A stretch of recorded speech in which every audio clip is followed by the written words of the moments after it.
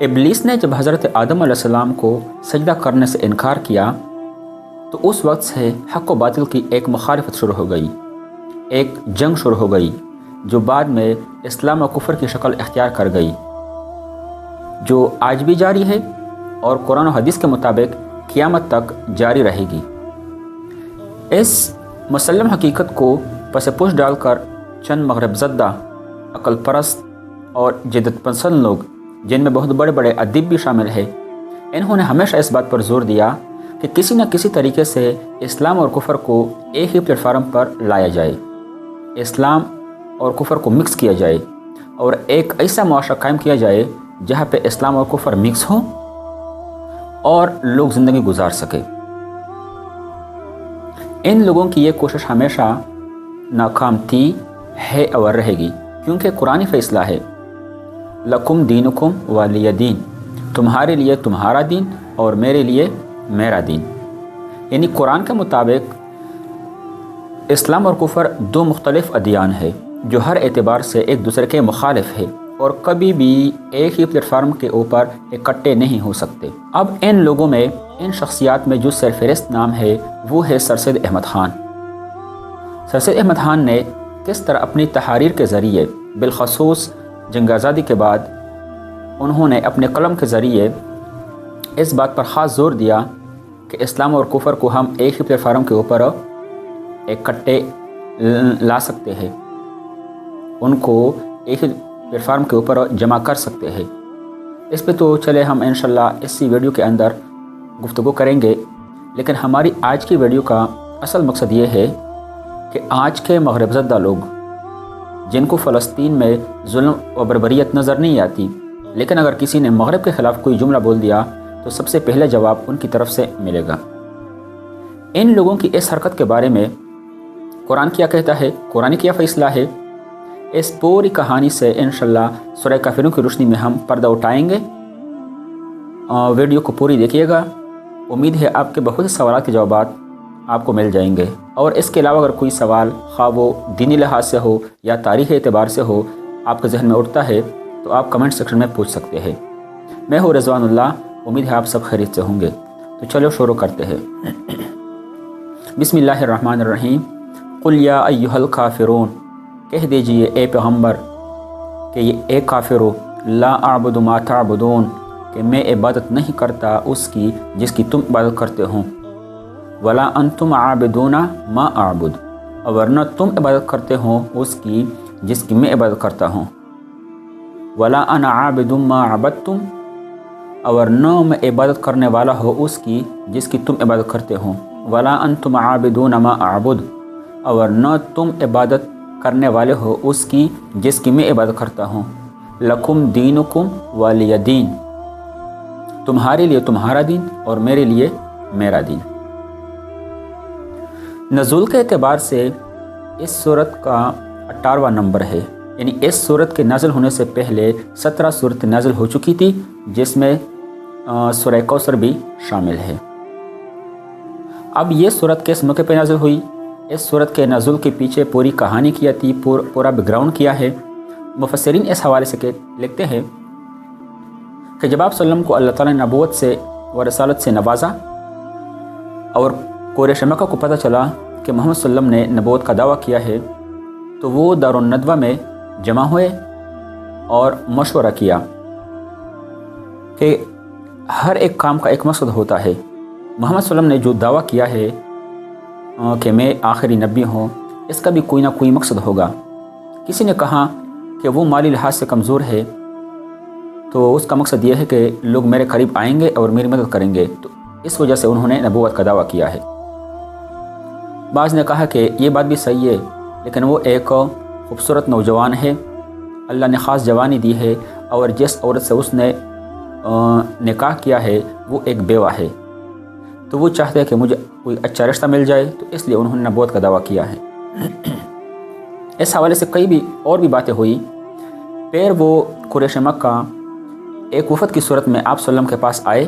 اور انہوں نے آپ صلی اللہ علیہ وسلم سے دریافت کیا کہ محمد صلی اللہ علیہ وسلم، ہم نے سنا ہے کہ آپ نے نبوت کا دعویٰ کیا ہے، آپ کے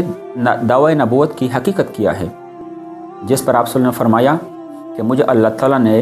نبوت و رسالت عطا کی ہے اور فرشتوں کے سردار حضرت جبریل علیہ السلام میرے پاس آیتیں اور سورتیں لے کر آتے ہیں اور وعدہ کیا ہے کہ اور بھی قرآن نازل ہوگا۔ میں آپ لوگوں کو اللہ تعالیٰ کی وحدانیت کی دعوت دیتا ہوں، قرآن پاک کے حق ہونے کی دعوت دیتا ہوں، قیامت کے مسئلے کی دعوت دیتا ہوں، تمام انبیاء کرام پر ایمان لانے کی دعوت دیتا ہوں، سچ بولنے کی دعوت دیتا ہوں، جھوٹ کو ترک کرنے کی دعوت دیتا ہوں، وغیرہ وغیرہ۔ جب آپ صلی اللہ علیہ وسلم نے کہہ دیا تو ان کفار مکہ نے کہا، قریش مکہ نے کہا کہ آپ کو جتنی دولت چاہیے ہم آپ کو دیں گے۔ ولید بن مغیرہ جو بہت دولت مند تھے قریش مکہ میں، انہوں نے کہا کہ آدھی دولت میری طرف سے ہوگی اور جو باقی دولت ہے وہ باقی لوگ دیں گے، اور ہم آپ کو اتنی دولت دیں گے کہ آپ کی 7 پشتیں، آپ کی 7 نسلیں بھی اس کو ختم نہ کر سکے۔ عتبہ نے کہا کہ سب کو پتہ ہے کہ میری بیٹیاں عقل والی اور شکل والی ہے، یعنی خوبصورت بھی ہے اور سمجھدار بھی ہے اور بے شمار رشتے آتے رہتے ہیں، لیکن میں نے کسی کو ہاں نہیں کی۔ آپ جس پر ہاتھ رکھیں گے میں بغیر مہر کے آپ کو آپ کے نکاح میں دینے کے لیے تیار ہو۔ اس پر آپ صلی اللہ علیہ وسلم نے فرمایا، خدا کی قسم آپ لوگوں نے مجھے دولت کی لالچ دی ہے، مجھے نہ دولت کی ضرورت ہے نہ کسی رشتے کی ضرورت ہے، اگر آپ مجھے دنیا کا بادشاہ بنا دیں گے پھر بھی میں اس دعوت حق کو چھوڑنے کے لیے تیار نہیں ہوں، جب تک مجھ میں سانس ہے میں اس دعوت کو پھیلاؤں گا۔ اس پر کفار مکہ نے کہا کہ چلے ایسا کرتے ہیں، اس میں کچھ ترمیم کر دے۔ تو آپ سے فرمایا کہ اس میں کسی قسم کی کمی بیشی نہیں ہو سکتی۔ پھر کفار مکہ نے کہا کہ چلے ایسا کرتے ہیں، 1 سال آپ ہمارے بتوں کی پوجا کریں،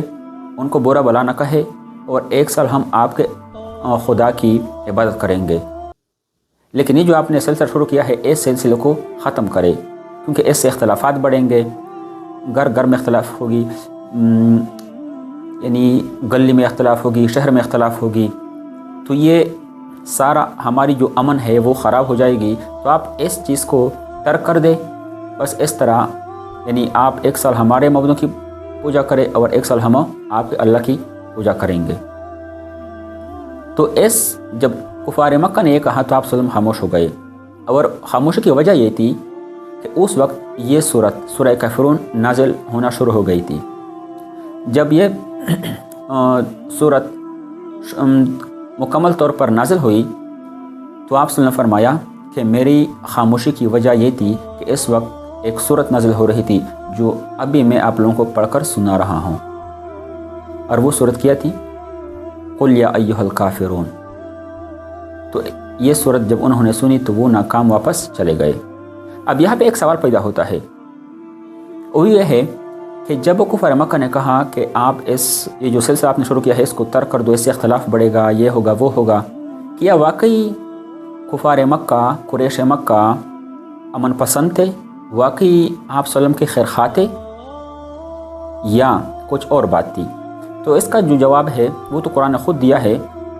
کہ یہ آپ صلی اللہ علیہ وسلم کے خیر خواہ نہیں تھے، آپ صلی اللہ علیہ وسلم کے یعنی آپ صلی اللہ علیہ وسلم کے قریب آنے والے لوگ نہیں تھے، نہ امن پسند تھے۔ قرآن میں خود اللہ تعالیٰ 4 پارے میں فرماتے ہیں مومنین سے، مسلمانوں سے، ہاں انتم اولائی تحبونہم ولا یحبونکم، کہ بات ایسی ہے کہ تم ہی ہو جو ان کے ساتھ دوستی رکھتے ہوں، تم ہی ہو جو ان کو چاہتے ہو، ولا یحبونکم، مگر وہ آپ کو نہیں چاہتے، وہ آپ سے محبت نہیں کرتے، وہ آپ سے دوستی نہیں رکھتے۔ تو اس کا مطلب یہ ہے کہ کچھ اور مقصد تھا جس نے کفار مکہ کو، قریش مکہ کو مجبور کیا کہ وہ جن کے بہت نامی گرامی لوگ تھے، دولت کے لحاظ سے، فوج کے لحاظ سے ایک نام تھا ان کا، لیکن وہ کس چیز نے ان کو مجبور کیا کہ وہ ایک شخص جس کے پاس نہ دولت ہے نہ کوئی دوسری شہرت ہے، جس نے نبوت کا دعویٰ کیا ہے، اور وہ سب مجبور ہو کر ان سے یعنی صلح کے ساتھ ایک کام کو ختم کرنے کی کوشش کرتے ہیں۔ تو یہاں پہ جو مجھے سمجھ آتی ہے وہ دو چیزیں ہیں جس نے ان کفار مکہ کو مجبور کیا آپ صلی اللہ علیہ وسلم کے پاس آنے پر۔ پہلی چیز ہے اسلام کی حقیقت، دوسری چیز ہے اسلام کی فطرت۔ اب اسلامی حقیقت ان کو کیسے پتہ چلی کہ یہ واقعی حق دین ہے اور سچا دین ہے؟ تو اگر ہم اس صورت سے پہلی جو صورت ہے سورہ کوثر پر غور کریں تو اس میں اللہ فرماتے ہیں انا اعطینا کل کوثر، ہم نے آپ کو عطا کی کوثر۔ اب کوثر کا ایک مطلب تو حوض کوثر ہے، لیکن مفسرین نے حوض کوثر کا ایک دوسرا مطلب بیان کیا ہے خیر کثیر، بہت زیادہ بلائی، یعنی کوثر کا مطلب ہوتا ہے بہت زیادہ بلائی۔ تو یہ تو ہم سب کو پتہ ہے کہ عرب جو ہے وہ ایک فصیح و بلیغ قوم تھی، زبان کے ایک ایک نقطے سے واقف تھی، ہر ایک ایک لفظ کے اشارے سے واقف تھے کہ اس کا کیا مطلب ہے۔ کفار مکہ نے جب یہ دیکھا کہ یہاں پہ لفظ آئے ہے کوثر، ان کو پتہ تھا کہ یہ خیر کثیر جو ہے یہ آپ صلی اللہ علیہ وسلم کو جو خیر ملنے والی ہے وہ فتوحات ہے، کیونکہ ان کو پتہ تھا کہ جس نبی نے دعویٰ کیا ہے اور ہم جس کے مخالف ہے تو ایک دن ضرور ہماری ٹکر ہوگی اور اس ٹکر میں فتح آپ صلی اللہ علیہ وسلم کو ملے گی، آپ صلی اللہ علیہ وسلم فتح یاب ہوں گے۔ اور وہ کہاں سے ان کو پتہ چلا؟ لفظ کوثر سے، اور ان کو پتہ چلا کہ یہ واقعی حقیقی دین ہے۔ اب اگر کوئی دین حقیقی ہو، کسی چیز میں حقیقت ہو، تو پھر اس کا اثر کیا ہوتا ہے؟ تو اس اثر کو میں ایک شعر میں آپ لوگوں کو سمجھانا چاہتا ہوں۔ ایک شعر ہے کہ صداقت ہو تو دل سینوں سے کھنچنے لگتے ہیں واعظ، حقیقت خود کو منوا لیتی ہے مانی نہیں جاتی۔ ان کا یہ خیال تھا کہ اگر یہ واقعی دین ہے اور ان کو مطلب کنفرم تھا کہ یہ حقیقی دین ہے، تو ان کو پتہ تھا کہ پھر جو ہے یہ دین جو ہے لوگوں کو اپنی طرف کھینچے گا اور ہماری جو ساکھ ہے، ہمارا جو ایک عزت ہے، ہماری جو وقار ہے وہ خاک مل جائے گی اگر یہ سارے لوگ آپ صلی اللہ علیہ وسلم کے پاس چلے گئے۔ اور جو دوسری بات تھی وہ تھی اسلام کی فطرت۔ اب اسلام کی فطرت کیا ہے؟ تو وہ بھی ایک شعر میں اس کی وضاحت کرنا چاہوں گا۔ ایک شعر ہے کہ اس دین کی فطرت میں قدرت نے لچک دی ہے، اتنا ہی یہ ابھرے گا جتنا کہ دباؤ گے۔ کہ اس دن کو جتنا آپ دبانا چاہتے ہیں اتنا ہی پھیلتا جائے گا۔ اور اسی وجہ سے کفار مکہ نے، قریش مکہ نے آپ صلی اللہ علیہ وسلم کو دبانے کے بجائے آپ صلی اللہ علیہ وسلم کے ساتھ مشاورت کے ساتھ بات کو ختم کرنے کی کوشش کی، کیونکہ ان کو پتہ تھا کہ حد دبا نہیں سکتے، یہ اور بھی پھیلتا جائے گا۔ اب اور اگر ہم دیکھیں تو تاریخی اعتبار سے بھی اسلام اور کفر جو ہے وہ ایک دوسرے سے بالکل مختلف ہے۔ تاریخ میں جس دور کو ہم گولڈن ایجز کہتے ہیں، وہ دور جو ہمارے لیے عروج کا دور ہے، وہ کفار کے لیے ڈارک ایجز کہلاتے ہیں۔ وہ عروج، وہ ان کے لیے زوال کا دور ہے۔ اب ایک ہی دور، ایک ہی وقت ایک قوم کے لیے زوال ہے اور دوسرے کے لیے عروج ہے، تو اس کا مطلب یہ ہے کہ یہ دو اپوزٹ اقوام ہے جن کی ہر ایک چیز جو ہے وہ ایک دوسرے کے مخالف ہے۔ اور اگر فکری اعتبار سے دیکھا جائے تو ہمارے ایک بہت بڑے مفکر ڈاکٹر علامہ محمد اقبال رحمۃ اللہ علیہ کیا کہتے ہیں؟ اپنی ملت پر قیاس اقوام مغرب سے نہ کر، خاص ہے ترکیب میں قوم رسول ہاشمی۔ اور جو کفار ہے ان کے ایک بہت بڑے پوئٹ، ایک بہت بڑے مفکر روڈیارڈ کپلنگ، وہ کیا کہتے ہیں؟ ان کا ایک بہت مشہور پوئم ہے جس کا نام ہے the ballad of east and west. اس میں پہلی لائن میں وہ کیا کہتے ہیں؟ East is east and west is west and never the twain shall meet, کہ مشرق مشرق ہے اور مغرب مغرب ہے اور یہ دونوں کبھی بھی ایک نہیں ہو سکتے۔ اب یہاں پہ اگر دیکھا جائے تو ہر اعتبار سے ہم نے دیکھا کہ اسلام اور کفر ایک دوسرے کے مخالف ہے، ایک دوسرے کے ایک ہی پلیٹ فارم پر نہیں آ سکتے۔ تو وہ لوگ جو اس کوشش میں مصروف ہے کہ کسی نہ کسی طریقے سے اسلام اور کفر کو ایک کیا جائے، ان کو اللہ تعالیٰ نے کلیئر کٹ جواب دیا ہے۔ اب جو اصل ہمارا ٹاپک ہے یعنی سر سید احمد خان جو ایک خاص شخصیت ہے جس نے اپنے دور میں بہت کام کیا اور ایک بہت بڑے ادیب ہے، لیکن اپنی قلم کے ذریعے اس نے کافی حد تک اسلام کو نقصان پہنچایا، کافی کوشش کی کہ اسلام اور کفر کو ایک کیا جائے۔ اور اس کی جو اصل کہانی شروع ہوتی ہے وہ ہے 1862 سے۔ 1862 میں سر سید احمد خان نے مسلمانوں میں مغربی لٹریچر عام کرنے کے لیے ایک اشتہار جاری کیا جس کا عنوان تھا التماس بخدمت ساکنان ہندوستان در باب ترقی تعلیم اہل ہند۔ اور اسی دور میں یعنی 1862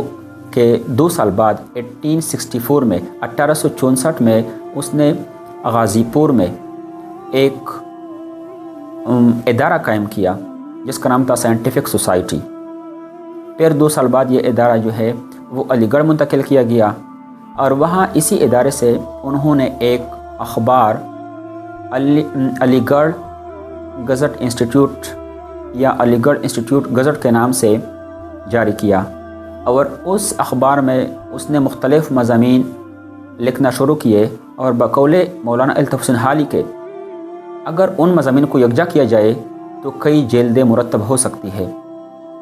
اب یہ جو دور ہے تقریباً 1870 اور 71 یعنی 1870 71 72 یہ دور ہے، اور اس دور میں ایک عیسائی عالم تھے جس کا نام تھا کرسٹوفر۔ انہوں نے ایک کتاب لکھی اور کتاب کا نام تھا وحدت ادیان و وحدت ایمان فی التوراۃ والانجیل والقرآن۔ جب اس کتاب کو سر سید نے پڑھا تو اس میں کرسٹوفر نے کافی چیزیں جو قرآن اور انجیل اور تورات میں تقریباً سیم تھی ان کو اکٹھا کیا، اور سر سید اس کتاب سے کافی امپریس ہوئے، اور اس پر سر سید نے کافی کوشش کی کہ کسی نہ کسی طرح اسلام اور کفر کو ایک کیا جائے اور ان کو ایک ہی پلیٹ فارم پر لایا جائے۔ تو اس کے بعد سر سید نے ایک کتاب لکھی جس کا نام تھا تبین الکلام فی تفسیر التوراۃ والانجیل علی ملت اسلام، جس میں پھر انہوں نے کلیئر کر بتا دیا کہ اور یہاں تک کہ اس دور میں جن علماء نے کفر کے خلاف جو وکٹورین دور تھا اس میں جن علماء نے جہاد کا فتویٰ دیا تھا اس پر سر سید احمد خان نے کھل کر تنقید کی، اور یعنی جہاد کو غداری کا نام دیا۔ اور یہاں تک بعض تحریریں تو ان کی اس طرح کی ملتی ہے کہ ملکہ وکٹوریہ کو وہ اللہ تعالیٰ کی ایک خاص رحمت سمجھتے تھے۔ سر سید کے بارے میں اگر آپ لوگوں نے پڑھنا ہے تو ضیاء الدین لاہوری صاحب کی 2 کتابیں، نقش سر سید اور دوسری کتاب کا نام ہے سر سید کی کہانی سر سید کی زبانی، یہ پڑھ لے تو کافی حقائق جو ہے وہ آپ کے سامنے آ جائیں گے۔ امید ہے آپ کے بہت سوالات جو ہے وہ حل ہوئے ہوں گے۔ اس کے علاوہ اگر کوئی آپ کے ذہن میں کوئی سوال ہے تو آپ کمنٹ سیکشن میں پوچھ سکتے ہیں۔ بہت شکریہ۔